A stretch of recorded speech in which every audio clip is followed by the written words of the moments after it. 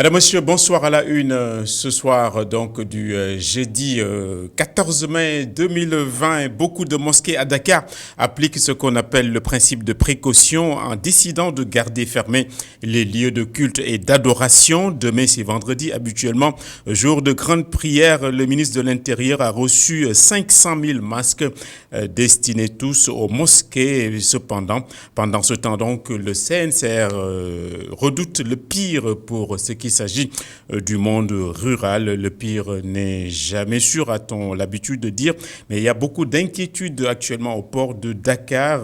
Ce n'est pas cependant la cale sèche, mais il faudra avoir beaucoup de points de vigilance afin d'éviter le pire. Le CNCR, donc, on vous l'a dit, a tiré la sonnette d'alarme aujourd'hui au regard des multiples complexités liées à la crise du coronavirus. À Saint-Louis, nous retrouvons sans transition Momar Alisnian et Alédiam.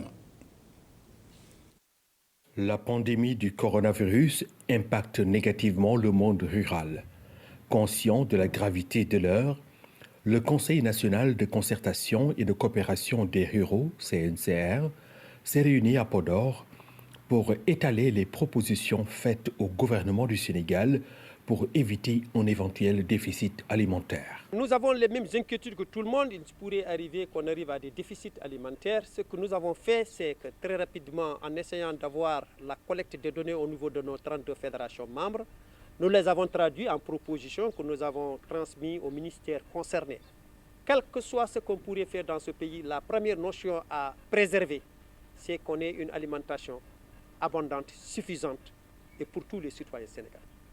Pour y arriver, deux clés.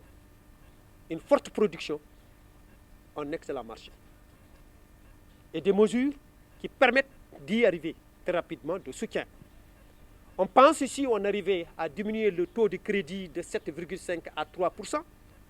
On pense que si on arrivait à faire une bonification de l'assurance agricole à 90%, ça ne pourrait que très rapidement aider ce peuple sénégalais à se suffire sur le plan alimentaire. Face à ce contexte très difficile, le CNCR regrette la non prise en compte des produits horticoles et avicoles dans les kits alimentaires destinés aux ménages vulnérables. Et retour maintenant à Dakar, dans la banlieue, où notre correspondant permanent nous fait dire qu'il s'y trouve quelques 22 000 familles donc, et ménages frappés de grande vulnérabilité. Et toutes ces familles ont été secourues au travers de sacs alimentaires. Mamadou Lamine Fati. Le service de l'action sociale révèle une pauvreté grandissante en banlieue. Plus de 22 000 dossiers de cas sociaux y ont été traités. Et cette période de pandémie n'arrange pas les choses. Vous savez, au niveau de Guédiawaye, la demande est très forte et l'offre est moindre parce que le taux de précarité sociale avoisine plus de 75% de la population souffre en fait de difficultés par rapport à la survie et au développement. Donc, on peut dire que l'action sociale de Guédiawaye polarise les 5 communes. Et chaque commune, on sent qu'il y a des nids de foyers de précarité sociale. Malgré que l'État fait beaucoup d'appui considérables, nous avons besoin d'un partenariat local fiable qui puisse également nous accompagner dans des actions pareilles. La vulnérabilité est quand même assez présente au niveau du département. Nous avons aussi les personnes en situation de handicap qui ont également d'autres types de besoins spéciaux qu'on doit prendre en compte au niveau de l'action sociale de Guédiawaye. Une action sociale pour les catégories sociales les plus démunies. La mission dévolue au service de l'action sociale de Guédiawaye. Également, nous avons nos cibles et nos missions régaliennes qu'on est en train de dérouler. Et en termes de cibles, nous avons effectivement les familles vulnérables, les personnes en situation de handicap. Nous avons également les veufs et orphelins, les personnes du 3e âge. Et en fonction également des cibles que nous encadrons, nous avons également des projets qui les accompagnent et des missions qui leur assignent. Pour appuyer ces familles vulnérables, le service départemental de l'action sociale a pris la tâche de partenaire pour l'accompagner dans cette mission. C'est ainsi que 150 ménages ont bénéficié de denrées alimentaires, ce qui les aiderait à tenir durant l'état d'urgence. C'est donc partout la tectonique des plaques, c'est même un saut vertigineux. dans le vide pour beaucoup de secteurs ici dans le pays également. Le business du matériel informatique est largement impacté, comme nous le rappelle ici dans ce reportage préparé par Moustapha Gabar Diop. Avenue Blaise Diagne. Malgré le respect des gestes barrières dans la plupart des commerces, les clients tardent à revenir, notamment dans les magasins d'informatique. Avec la pandémie, plus personne ne vient. Il n'y a plus d'affluence en ce moment. Le domaine informatique est presque à l'arrêt. Les gens sont plus préoccupés à trouver de quoi manger. Si les clients sont rares, le matériel aussi devient de plus en plus dur à obtenir avec la fermeture des frontières. Matériel informatique comme matériel d'ici. On commence à être en manque d'ordinateurs et de gros matériel comme les imprimantes, tout ce qui venait du port et de l'aéroport, vu qu'ils sont fermés. Parce que comme aussi Beaucoup de modèles venaient de la Chine et ils n'exportent plus rien depuis plusieurs mois. Ils étaient les grands distributeurs, donc s'ils ne nous fournissent plus, il y a problème. Le seul client dans ce magasin est venu de Kermassar. J'achète, je revends et je répare des ordinateurs. J'ai dû faire plusieurs magasins avant de trouver ici le modèle que je cherchais. On s'entraide entre vendeurs pour trouver ce qui nous manque, mais c'est difficile de trouver le matériel qui vient de l'extérieur. Tous craignent une spéculation. Ça devient de plus en plus cher. Les gens commencent à doubler les prix car les produits deviennent rares. C'est normal. Si les frontières ne sont pas ouvertes dans les mois à venir, la rupture sera inévitable.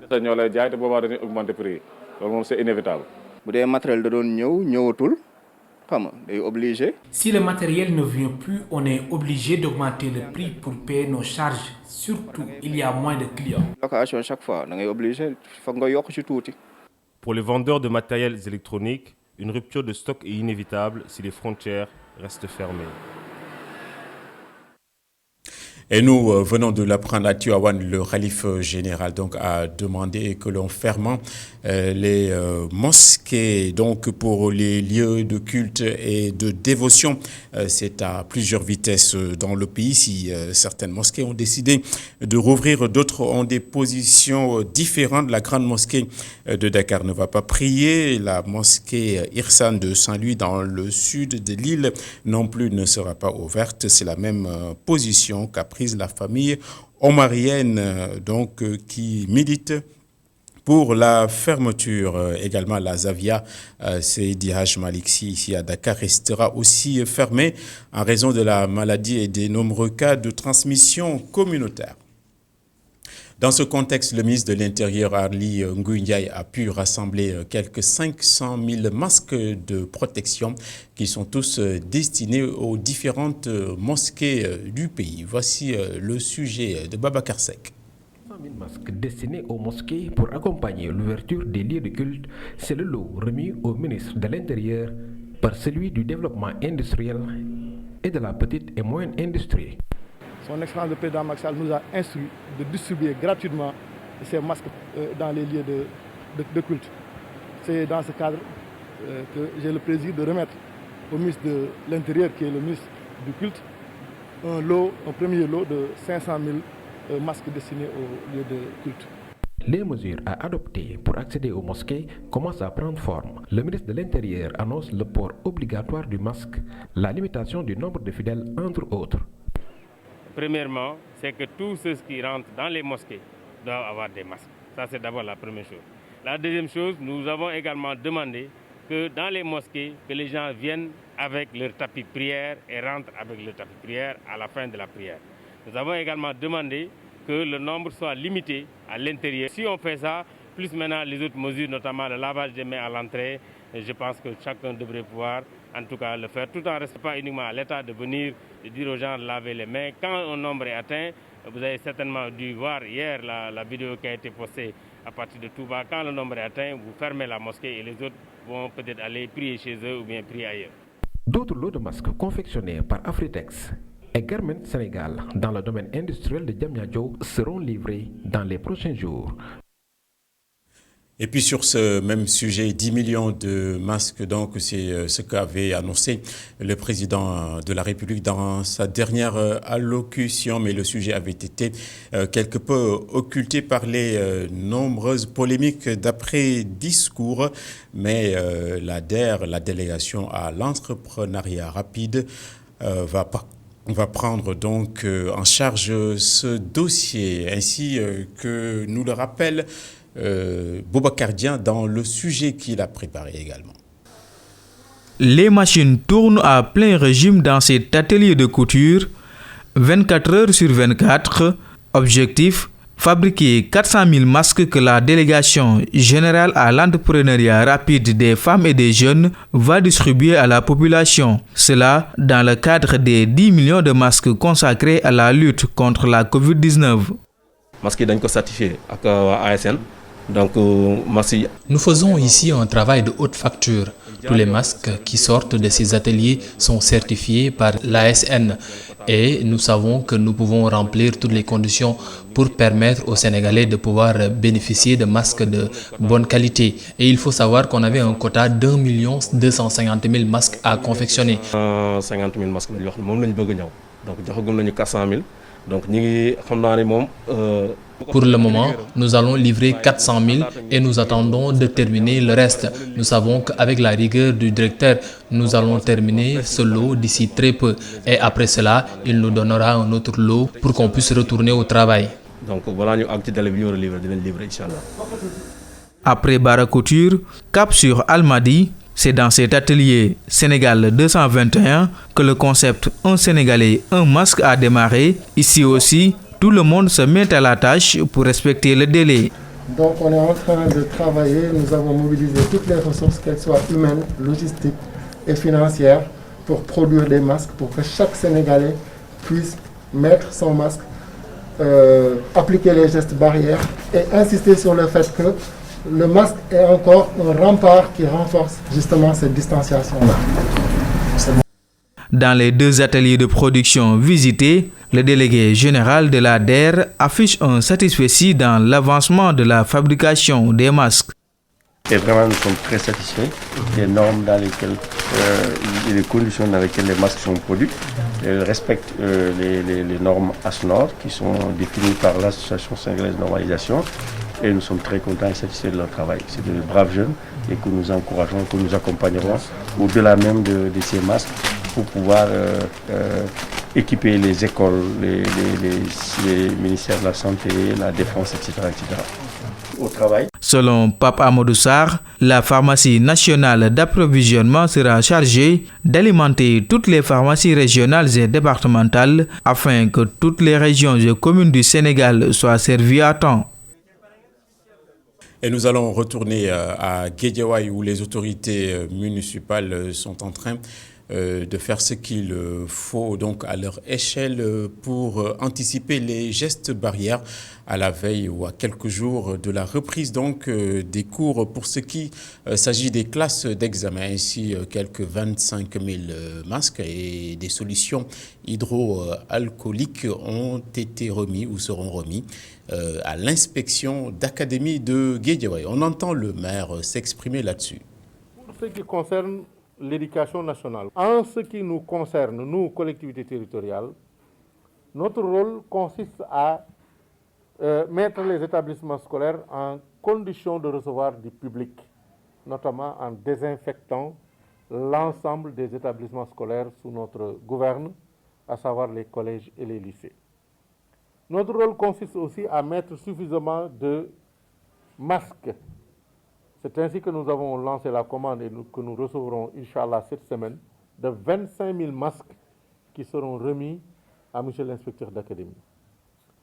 De la même façon, nous mettrons à suffisance des gels hydroalcooliques, du savon et des dispositifs de lavage de mains dans les différents établissements scolaires. Nous appuierons toute autre initiative prise par les autorités académiques en vue de faire dérouler les cours dans les conditions pouvant nous permettre d'éviter que les établissements soient des lieux de contagion. Il n'est pas question pour nous d'abandonner le privé, puisque le privé est une partie intégrante du système.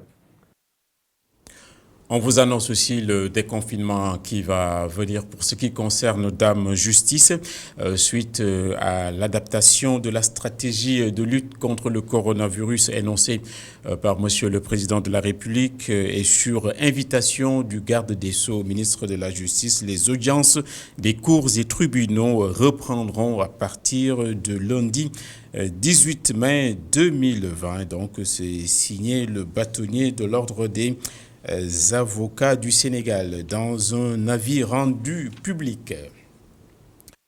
L'autonome de Dakar n'est pas encore en cale sèche, mais il y a bien sûr des difficultés là-bas dues au coronavirus. Le directeur général, M. Bey, l'a confirmé ce matin à son passage à iRadio. On va l'entendre.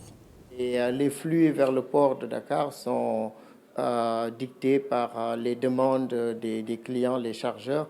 Et quand l'économie est à l'arrêt ou quand l'économie croît lentement, donc ça affecte le port. Ce qu'on constate au niveau du port, c'est, disons, une stagnation assez modérée, autour de 5-10% du trafic, qui affecte certains secteurs beaucoup plus que d'autres. Les denrées de première nécessité, par exemple, ne sont pas affectées. Là, on voit qu'il y a une normalité.